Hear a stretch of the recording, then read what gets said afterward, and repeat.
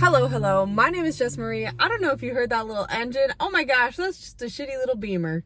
Some Beamers are nice, but I don't know. That one, it's got a black spoiler. It is just not good. But I'm going to try to be real quick because somebody's calling me in the next 5 minutes, so we will see. Yeah, so based on the title of this video, you can probably know what I'm going to be talking about. I just got back from a counseling appointment. I guess it was counseling. I met with a midwife last week. I'm 13 weeks pregnant. And when I was talking to my midwife, she was asking how things are going. And I said, you know what? Honestly, I'm really struggling because I used to be a drinker and I used to be a smoker. And now I don't have either of those things. And I also was training to be a competitive boxer. So I replaced my addictions with martial art. Is boxing a martial art? Yes. It's a type. It's just different than other ones where there's different. The rankings aren't really the same. I don't think there's really rankings. You just kind of win. Yes, there's more of winning averages, whatever. So now I'm not able to box the same way in a competitive manner because I was very competitive about it. So now I'm kind of left with, I don't have something to divert my energy to. I've been high emotion. I've been very angry. I've been exhausted. I've been really struggling with my emotions. And I said to my midwife, I really want to have a cigarette. I really want to just sit down, have a cigarette and have a glass of wine and fucking chill. Just chill. She's like, you know what, Jess, like, thank you for sharing that because there is a lot of stigma around pregnant women and addiction because it's a thing in our society. When COVID happened, the gyms were closed down, certain wellness stores were closed down, but the liquor store was open because people would have friggin' rioted, you know, like all these things that are promoting wellness. Beaches were fucking closed down, you know, where people can go and swim. Track fields were closed. Did I say open? The beaches were open? The beaches were closed. Anyways, you understand what I'm saying. That liquor is a huge part in our society. Almost every community has a liquor store or a gas station that sells tobacco products. So it is widely available for us to consume, and many people do have addictions around those. And when one gets pregnant, we tend to read what to do when I'm pregnant. One of the things that's always in books or anything to look at health is, if you were a smoker, quit smoking immediately. If you drink, quit drinking. And it's like, it just writes it out so plain, but it doesn't give any information about that or any knowledge around addiction itself. And I didn't have this problem during my first pregnancy, but I'm really struggling with it now where I'm in my mom role. I'm working full time, I'm not working full time. I'm mom full time.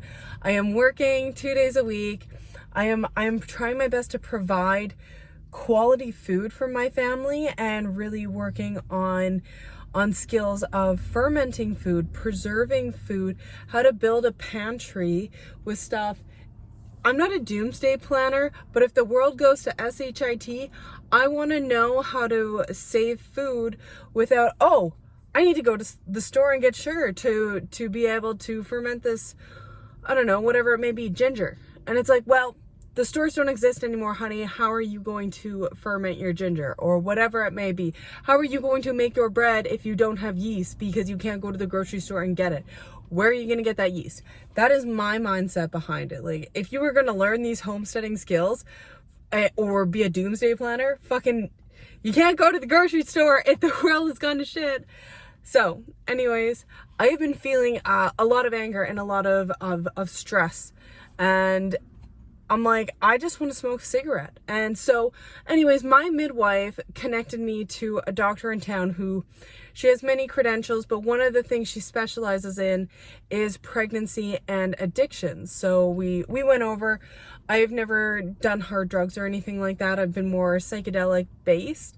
But I told her, I'm like, you know what? I have been so not myself, very rageful, very, very angry and not coming from a place of love, and I don't know who this person is. And I don't know if it's just the extra hormones. I don't know if it's because I'm fatigued. I don't know. I feel like my diet is very, very well structured. I don't know really what needs aren't being met because my husband asked me, what do you need? What do you need? And I'm like, I know, I've thought about it. What do I need? I don't know. I need to go for a little walk. And then I come back and it's like, I need to go for another walk. Okay, I go for another walk. Okay, I think I need to just like sit by myself. And it's like, can I do that every day? Realistically, no, that's not okay. So trying to come up with skills where it's like, okay, I'm feeling this urge to have a cigarette, because when my son was 1 to 2.5, it was like, okay, mom needs a 10-minute mom break. And he would know not to come near me while I was smoking. And if you want to put shame around that, go ahead, put shame around that. I don't care. My grandma smoked while she was pregnant with my mom, and my mom smoked while she was pregnant with me. In my DNA, in my genes, it is bred in me to smoke cigarettes. You can say whatever you want about that. That's where generational trauma comes in. And I'm not saying this is trauma to a severe extent, but when there's this cycle of addiction, it affects generations, and I'm part of that. So it is something in me that I've been very conditioned to see it and be around it. So trying to not smoke is difficult for me. When I'm feeling high emotions, I can take a breath sometimes. Other times I can walk away and be okay, and then my son comes to me for a hug. He's high emotion. I'm like, I need to walk away. You're crying because you want steak in the bathtub and I need to cook the steak, and I haven't cooked the steak yet. I just need to walk away, and sometimes it's good. Sometimes it's okay. But there are times where we get this mom guilt. We get this big rage of emotions, and you can use this for anything. I have blown up on coworkers for stupidity. I will ask somebody to directly not do something, and then they go and do it. How am I not supposed to call you a fucking idiot to your face? I'm sorry. If you are not going to listen when I ask you to do something, it's different for my 3-year-old. When you are a 27-year-old grown adult. Okay, I shouldn't have to fucking tell you, write it out, show you, and then hope that you won't do the thing that I'm asking you not to do. Right? Okay. So there's just little things that happen. If you don't have a child, I'm using a work example where there's that frustration that sometimes you got your shit together. Sometimes you're like, people are stupid. It don't bother me. Other days it's like, oh my goodness, the rage builds up, and especially when it's real things. So there's been someone in our family who is an addict and who has criminal charges, and I just want him out of my life, but I don't have any evidence to get a restraining order against this person or a no contact order.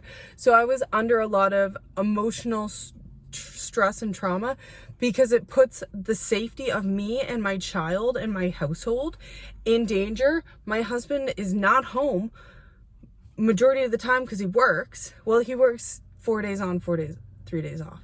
So he is home majority of the time, but during the day, right? The wellness of my home is at jeopardy, and the safety of my child, legit safety of my child. I cannot go into detail about it, but you can use your imagination. Safety of my child is in danger, and because there is no evidence, even though there is a criminal record against this person, because it has not directly involved me and my name and my child. So I was really upset for like 24 hours and I don't know what to do. I don't have the coping mechanisms. Girl was eating pastries and I make my own pastries because I don't want no canola seed oil in my shit. No way, ma'am. Not today. So there's two kinds of energies of high emotion you can get from me. You can get that girl, that no canola oil in my shit kind of girl, or there is, you better hold on to your buckles because I am going to blow a gasket. So I just want you to know, if you made it to this point, you are okay and you are so valid in your emotions, and there is help out there, and there's people who are out there working to not stigmatize you, and there are many people out there who are not going to medicate you if you are worried about being medicated like I have been to talk to somebody, and you don't have to follow through with any treatment. That's the thing. Unless you are putting yourself or your family or other people in danger, you don't have to follow through with the treatment. But sometimes it just feels good to be like, hey, you're not the only one. So there we are. I gotta make a phone call. And yeah, if you made it this far, thank you so much for listening. I hope you have a wonderful day wherever you are in the world. I love you. Okay, bye.